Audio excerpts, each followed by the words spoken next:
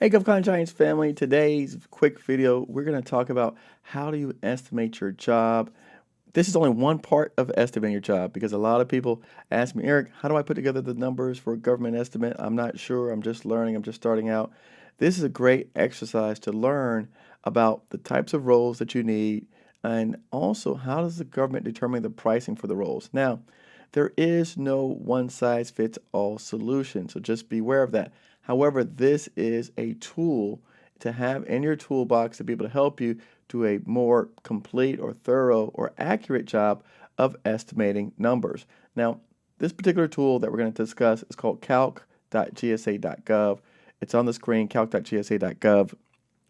And what calc.gsa.gov is, it is a tool that GSA has created where they've categorized all of their 19 contract vehicles and all the contractors who are on those vehicles. They've taken their hourly rates and they put them into a database that you can use and search.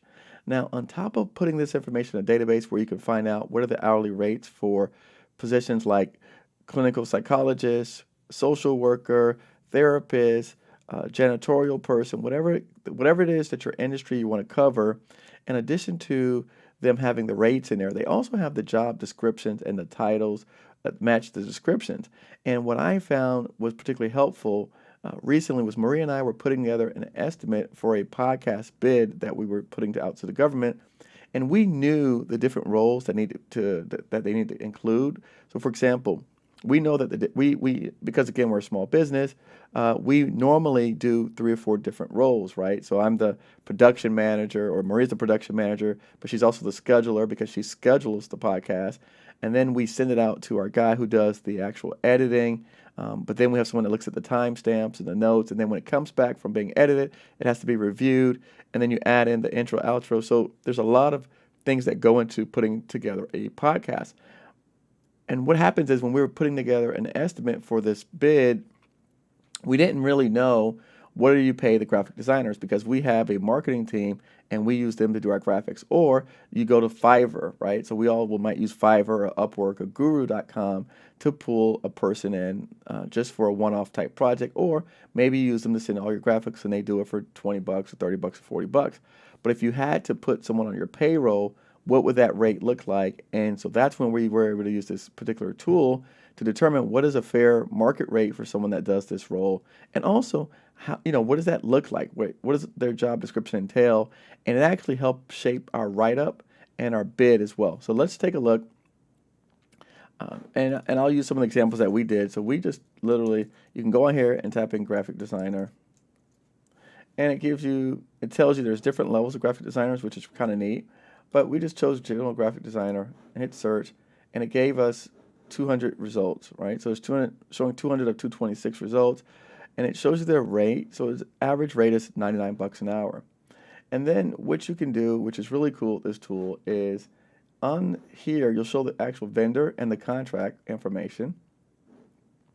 And you're able to use that. By the way, before we even get there, let's just start up here. There's some additional filters on the side, so you can look at whether they're high school degree, associate's, bachelor's, master's, PhD. You could sort by that, and then you could sort by experience. So there's really cool. Let's say that the job called for someone with, I don't know, 5 years experience or more. There you go. So you could do 5 years experience or greater, right? Or the opposite, right? You said, look, I want someone that has less than 5 years experience, which again, I don't know why, but you could do it. So there's various ways in which you can search. I'm just going to leave it open. And then what we did was we looked at, okay, is the person for us an entry-level person? And sometimes when we have projects, for example, when we had to estimate for a IDIQ for construction, they wanted a superintendent, a safety officer, but each role had to have a minimum number of years experience. So that's where that played a vital role. So again, here you could charge, for example, this person looks like to be the cheapest. They're charging $29 an hour for a junior graphic designer. And you could click on this particular profile and read, oh, he's not active. All right, read as a university. Let's skip, I don't want to do a university sponsored project. let's go in here. Let's look at Jordan and Howard Technologies. All right. And I'm going to search graphic designer. Boom. All right. And it shows you here graphic designer. And there's the different price points that they charge for graphic designer 1. Now, you're probably saying, well, what is a graphic designer 1? Let's see. Right? What do they call graphic designer 1? Because that's really important. That's a labor category, but what does that mean? So here, graphic designer 1, and it tells you here, graphic designer 1, 0 to 1 year experience, high school diploma or equivalent, and it tells you their responsibilities. And then it tells you responsibilities of graphic designer 2. All right. And what we were able to do was we were able to use this information to really craft our bid and help shape our bid, because when you're thinking about, right, if you have to have 5 years experience, or maybe you can't charge a person if your graphic designer has 0 to 1 year experience, that seems like a comparable rate. If the person has 2 to 5 years experience, there's a different rate for that. And this chart was able to help do that. Now, something else that we did, for example, which is really cool, let's look at, I don't think they have podcasts in here. Nope, they don't have podcasts. But what they did have was a host, and we looked at it, because I know we looked at this. This is a hosting manager. Nope. On-air host. There you go. So we were able to find an on-air host at this company here, Focus Media, and we pulled down a description to see, did it match what we're looking for? So once again, all right, on-air host. Boom. So it tells you what their job is. On-air host performs these duties. It gives you an hourly rate, 5 years more camera experience.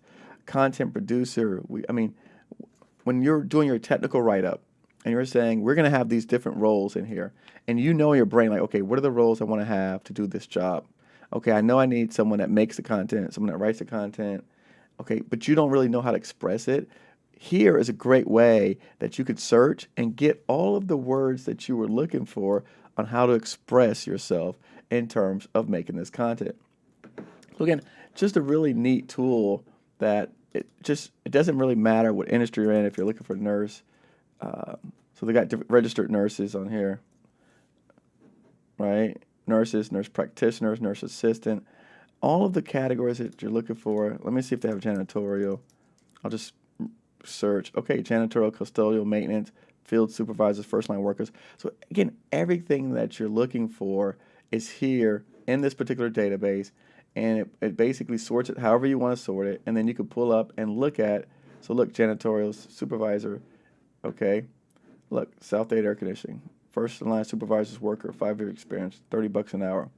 So again, if you are in the business where you need workers and you need employees and you got to put full time and you have to do an estimate that calls for that, like this particular estimate that I pulled up. Let me see if I can pull up on the screen.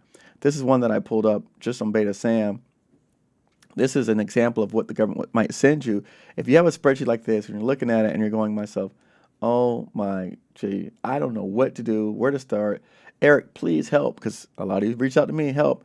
All right. I want you, the next time this happens to you, to come here over to GSA, calc.gsa.gov, and start your process here. Because again, this is the place where you can help you begin the process of learning how to do estimate. Whether you're a small business or a large business, you want to make sure you're doing the right type of business for the government. And then that helps you when you're doing your justification for what? Okay, how did you arrive at your numbers? This is a great reference point, a great place to start when you're learning how to do bidding. Thanks so much for watching as always.